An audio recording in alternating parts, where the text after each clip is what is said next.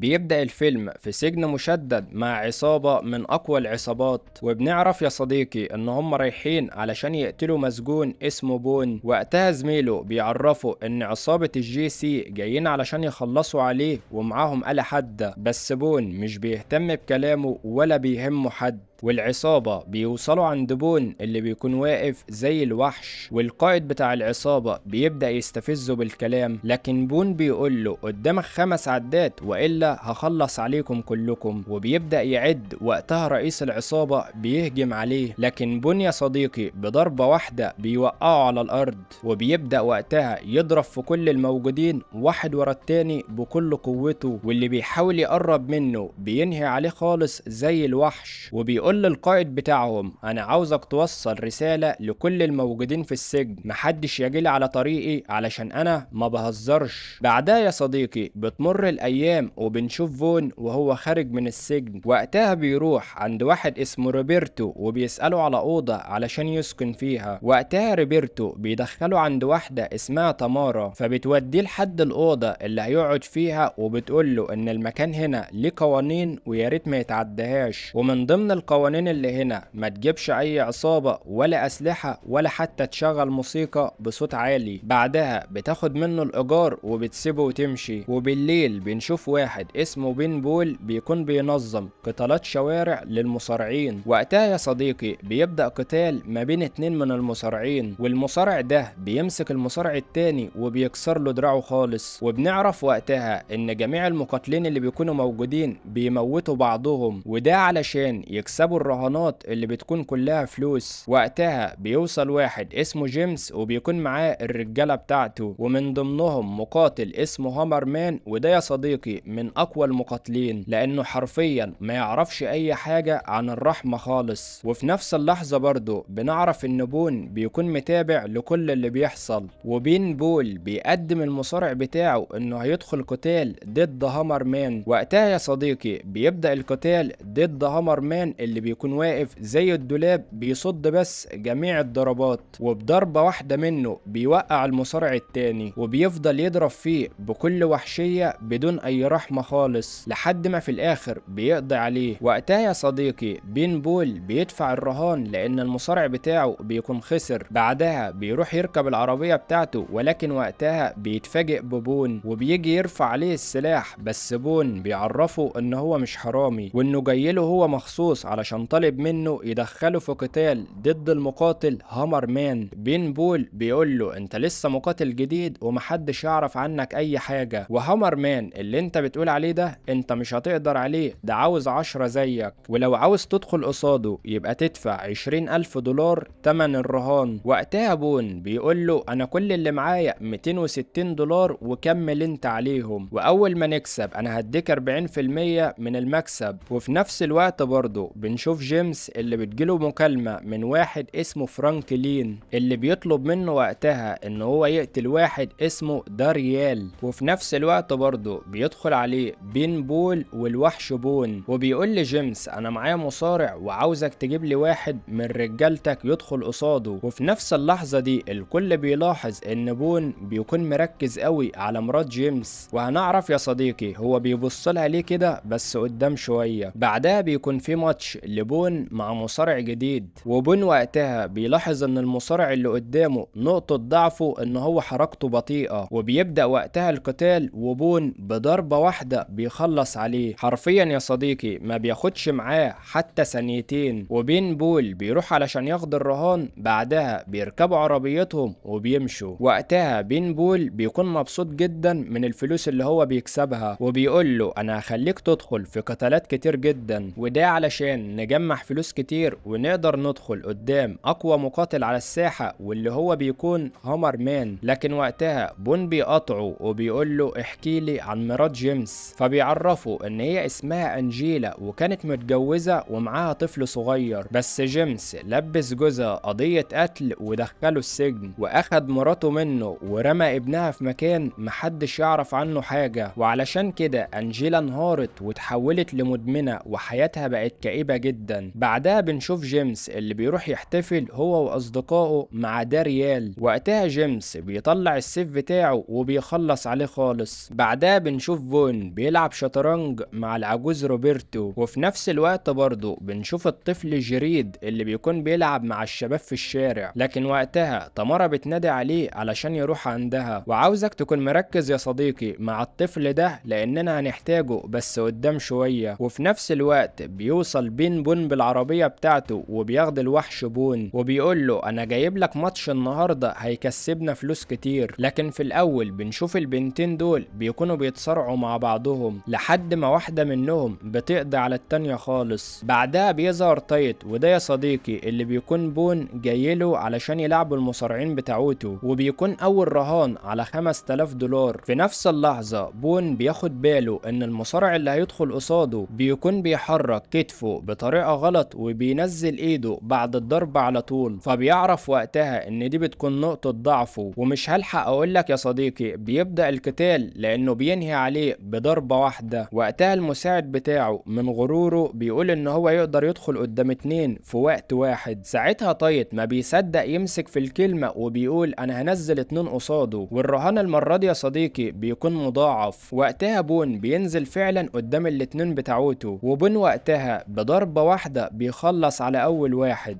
وبيمسك التاني بيكسر له دراعه خالص. وكل اللي هناك بيكونوا متفاجئين من الوحش بون بينزل عليه 3 مصارعين ولكن برضه بيقدر يخلص عليهم. فبيكون الحل وقتها ان هم ينزلوا عليه 10 مصارعين، بس بون ولا بيهمه حد فيهم، لدرجة يا صديقي انه بيضرب بالاربعة في وقت واحد. وبعد ما بيخلص عليهم بيطلب ياخد فلوس الرهان اللي بيكون وصل وقتها ل20,000 دولار. لكن وقتها تيدي بيحط ايده على دماغه وبيرفض يديله اي فلوس، وبيتريق عليه كمان وبيحط الفلوس في البنطلون تحت الحزام وبيقول له لو انت راجل تعالى وخدهم. وقتها بون ما بيفكرش كتير، بيروقه وبياخد منه الفلوس وبيروحوا يركبوا العربية بتاعتهم. وبون بيقول له انت مقاتل قوي جدا، انا ما شفتش منك اتنين، انت ايه مفيش اي حد بيقدرك خالص. وبتمر الايام يا صديقي وبون بيدخل مباريات اكتر، وجميع المباريات اللي بيدخلها كلها بيكسبها، وعلشان كده بيقدر يكسب فلوس اكتر وشهرته بتزيد، لدرجة يا صديقي ان اسمه بيبقى معروف انه المقاتل الوحش اللي مفيش اي حد بيهزمه. والمساعد بتاعه بيعرفه وقتها ان هم عاوزين يقابلوا هامر مان، ولو قدر ان هو يكسبه هيدخله قدام مقاتل جديد بيكون من اقوى المقاتلين في العالم. المقاتل التاني ده بيكون الرهان عليه ب5 مليون دولار. بعدها بون بيرجع الأوضة بتاعته اللي بيكون ساكن فيها، فبيلاقي تمارا وبتبدأ إن هي تداوله جروحه، فبيقول لها أنت ليه بتربي أطفال وأنت أصلا ما تعرفهمش؟ فبتقول له علشان ما يطلعوش مجرمين أو مقاتلين شوارع. وبنعرف إن هي بتربي 3 أطفال وما تعرفش حتى أهلهم، ومن ضمنهم طفل بيكون اسمه جريد. وبتقول له تقريبا كده إن أبو الطفل ده في السجن وامه موجودة في مكان بس هي ما تعرفش هي فين برضه. بعدها بنشوف فون وهو بيعلم الطفل جريد القتال، وفي نفس الوقت يا صديقي بنشوف جيمس بيجري ورا واحدة بالعربية بتاعته، وبنعرف ان هو عاوز يموتها علشان مفكرها طلعت سر من اسراره، وفعلا بينهي عليها خالص بالعربية بتاعته. في نفس الوقت بنشوف العجوز روبرتو اللي بيكون شاف كل اللي حصل، وجيمس بياخد باله ان روبرتو عرف ان هو اللي قتلها، بس وقتها بيسيبه ويمشي وبيكون بيدبر له في حاجة. بعدها يا صديقي بيجي اليوم اللي بون هيقابل فيه هامر مان، وبين بول وقتها بيقول لجيمس فلوس الرهان موجودة ويلا وريني هامر مان بتاعكم. ومش هقولك يا صديقي بيبدأ القتال ما بينهم لأنه هو أصلا بينتهي من قبل ما يبدأ، لدرجة إن جيمس بيقول في عقل باله ده كله أكل، وبيضطر إن هو يدفع ال20,000 دولار بتوع الرهان. وبيروح لبون وبيقول له ده أنت أسطورة في القتال اللي لا يمكن تتكرر أبدا، وبيعزمه على العشاء علشان يروح عنده البيت. وفعلا يا صديقي بون بيوافق وبيروح عنده البيت،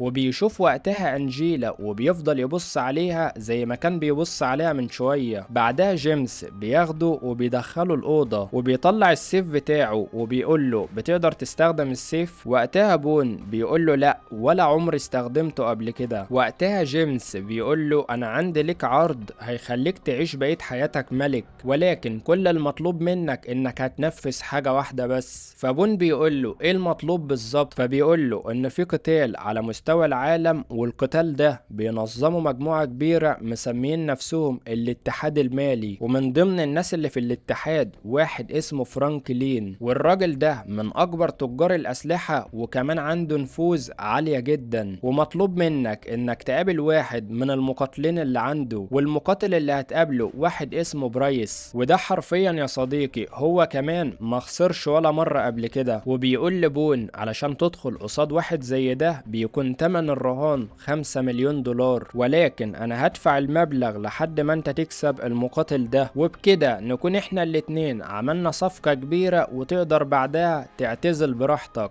لكن بون بيقول له ان هو هيفكر في الموضوع، وجيمس بيحس ان هو مش هيوافق ودماغه ناشفة، فبيقرر يخلي انجيلا تدخل تقضي معاه يوم في الأوضة، وده علشان يقدر يقنعه انه يخليه يلعب القتال مع برايس. لكن وقتها يا صديقي انجيلا بتكون رافضة جدا، فبيهددها ان هي لو ما نفذتش المطلوب منها هيموت ابنها اللي هي اصلا ما تعرفش هو فين. واول ما بتدخل الأوضة بترفع على بون السلاح علشان ما يقربش منها. وقتها بون بيقول لها ان هو مش محتاج حاجة غير انها تشوف الصورة دي علشان تفهم، فبتتصدم جدا لانها بتكون صورتها هي وجوزها. وبنفهم وقتها يا صديقي ان جوزها بيكون المسجون داني اللي شفناه في اول الفيلم، وبنعرف ان هما كانوا اصدقاء جدا في السجن. وطبعا اللي دخله السجن علشان ياخد مراته بيكون جيمس، وعصابة الجي سي اللي جوه السجن هجموا عليه وضربوه. وقبل ما يموت طلب من بون ان هو يخلي باله من مراته ومن ابنه. بعدها بون بياخدها قدام المراية وبيقول لها بص شكلك بقى عامل ازاي من الادمان، فبتعرفه ان ده من حزنها على جوزها وابنها. وقتها بيفاجئها وبيقول لها ان هو عارف مكان ابنها، ولكن مش هيرجعه غير لما يخليها تدخل المصحة ويخليها تبطل الادمان. بعدها يا صديقي بيخرجوا هما الاتنين وبيمثلوا قدام جيمس ان هما قضوا وقت حلو مع بعض. وبون بيقول لجيمس ان هو محتاج ياخدها كمان اسبوع او اسبوعين، وجيمس بيضطر ان هو يوافق علشان يخليه يلعب برايس، وده اللي بسببه هيعود عليه بملايين الدولارات. وفعلا بون بياخدها يوديها المصحة زي ما كانوا متفقين مع بعض. وجيمس بيروح القصر عند فرانكلين وبيقول له انا عندي مقاتل قوي جدا وعاوز ادخل الرهان ضد المقاتل بتاعك اللي بيدفعوا عليه 5 مليون دولار. ولكن في الاول فرانكلين بيستهزأ بيه وبيقول له اوعدك هتخسر ال5 مليون دولار بتاعتك، لان المقاتل اللي عندي هيخلص عليه بضربة واحدة. وبيحدد له فعلا المباراة وبيقول له هتكون بعد يومين. بنكتشف ان الرجل العجوز روبرتو اتقتل، وبنعرف ان اللي قتل روبرتو بيكون جيمس، وده علشان بيكون هو الوحيد اللي شافه وهو بيقتل البنت دي من شوية. بس طبعا الشرطة لحد دلوقتي ما تعرفش مين القاتل. بعدها بون بيطلع عند تمارا فبيلاقيها منهارة جدا بسبب موت ابوها، فبينام جنبها علشان يواسيها، ولكنه بيتفاجئ بجيمس عنده وبيقول له يعني انت واخد مراتي اللي زي القمر علشان تنام في الاخر جنب واحدة زي دي. وبيعرفه ان القتال ما بينه وما بين برايس هيكون بعد يومين، وانه دفع 5 مليون دولار علشان بس يدخله الرهان. لكنه بيتفاجئ ان بون بيقول له ان هو مش هيدخل القتال، وبيقول له انا قلت لك هفكر في الموضوع وبقول لك دلوقتي انا مش هدخل القتال. فبيتعصب عليه وبيقول له هتدخل القتال والا هموت تمارا والاطفال الصغيرين اللي هنا. وقتها بون بيضطر ان هو يوافق علشان يحميهم، وبيعرف تمارا ان هي تاخد الاولاد وتروح في مكان تاني علشان ما يتأذوش. لكنها بتقول له انا همشي بس يا ريت لما ارجع ما اشوفكش تاني في المكان. وفي نفس اللحظة جيمس بيقول للمساعد بتاعه بمجرد ما الماتش يخلص ما بين بون وبرايس عاوزكم تمسكوا السلاح وتخلصوا عليه وتخلصوا على تمارا والاطفال الصغيرين واي حد بيكون تبعه. بعدها بنشوف هامر مان اللي بيضرب في بين بول وبيسأله عن الوحش بون، وحرفيا يا صديقي بيفضل يضرب فيه بكل قوته. وبنتفاجئ ببون اللي بيضرب بالسلاح بتاعه على كل الموجودين وبيخلص عليهم بما فيهم هامر مان. وفي نفس اللحظة جيمس بيعرف ان بون خلى انجيلا تدخل المصحة علشان تتعالج من الادمان، فبيقرر يا صديقي يبعت لها رجالته علشان يخلصوا عليها. لكنهم بيتفاجئوا بالمساعد بين بول اللي بيكون نايم مكانها، وبون بيدخل عليهم وبيكسرهم كلهم. وقتها جيمس يا صديقي بيرن على الرجالة علشان يعرف الاخبار، لكنه بيتفاجئ ان بون هو اللي بيرد عليه وبيقول له انا جاي لك لحد عندك، ما تتعبش نفسك. فجيمس بيقول له انا اللي هبعت لك اللوكيشن ويا ريت تيجي عليه. فبيعرفوا ان المكان ده بيكون مكان الماتش اللي هيتلعب، لكن بون بيقرر ان هو لازم يروح ولوحده كمان. وبيسأل جيمس وبيقول له هتعمل ايه لو ما لعبتش الماتش؟ فجيمس بيقول له هقتلك وهقتل تمارا والاطفال الصغيرين، زي ما انا برضو اللي قتلت العجوز روبرتو وخلصت عليه. وبيبدأ وقتها يا صديقي يعترف له بكل الجرائم اللي بيكون عملها. في نفس الوقت بون بيكون سجل له كل الاعترافات بتاعته فيديو، ومن غير ما جيمس يكون واخد باله بيبعت الفيديو لبين بول بيكلم الشرطة وبيبعت لهم الفيديو. وفي نفس اللحظة بيوصل المقاتل برايس، ومن كتر ما هو مستهزأ بيه بيقرر يا صديقي ان هو هيلاعب بون وهو لابس البدلة. وبيبدأ القتال ما بين الاتنين اللي بيكون في الاول عبارة عن مناوشات، وبيظهر على الاتنين ان هم اقوياء جدا في القتال، وكل واحد فيهم بيكون بيستخدم اسلوبه في الضرب اللي بيكون قوي جدا، لحد ما بون بيقدر ان هو يمسكه ويعتبر بيكون كسب الماتش. لكنه وقتها يا صديقي بيقرر ان هو يستسلم، وده علشان يخسر جيمس ال5 مليون دولار اللي كان دفعهم. وقتها جيمس بيمسك السيف وبيروح علشان يضربه، والراجل ده بيرمي البون سيف هو كمان. وبيظهر يا صديقي انه بيقدر يستخدم السيف رغم انه كان مبلغ جيمس ان هو عمره ما استخدمه خالص. والمفاجأة يا صديقي انه بيقرر يرمي السيف ويلعبه بالجراب بس، وبيشتبك مع جيمس لدرجة انه بيخليه يقطع ايده بنفسه، وبيطلع يجري لان الشرطة بتكون جت في المكان كله. وفي نفس الوقت بنعرف ان انجيلا بتكون اتعالجت من الادمان، واخيرا بتعرف ان ابنها جيرد اللي كان عند تمارا. وبون يا صديقي كان عارف ان ده ابنها من الاول، وعلشان كده قرر انه يجي الاوتيل ده مخصوص. وتمارا بتقول له انا عرفت ان كل اللي انت عملته ده علشان صاحبك، ولو عاوز تقعد في المكان براحتك انا ما عنديش اي مشكلة. لكن بون بيقول لها ان هو كان جاي يعمل مهمة، والمهمة كانت انه ينفذ الوعد بتاع صاحبه اللي مات في السجن، ودلوقتي نفذ الوعد بتاعه فبيقرر ان هو يمشي. وبيشوف قدامه انجيلا هي وابنها وبيطمن عليهم. بعدها بيتفاجئ قدامه ببين بول اللي بيقول له عندنا مباريات كتيرة علشان نكسب فلوس. وبون بيقول له انا خلاص قررت اعتزل، وبيخلص الفيلم على كده. ولو وصلت لحد هنا دوس لايك وساعدنا نوصل الفيديو ده ل1000 لايك، وحط ايموجي الدراع في الكومنتات علشان اعرف كام واحد عجبته الحلقة. وصلوا على النبي.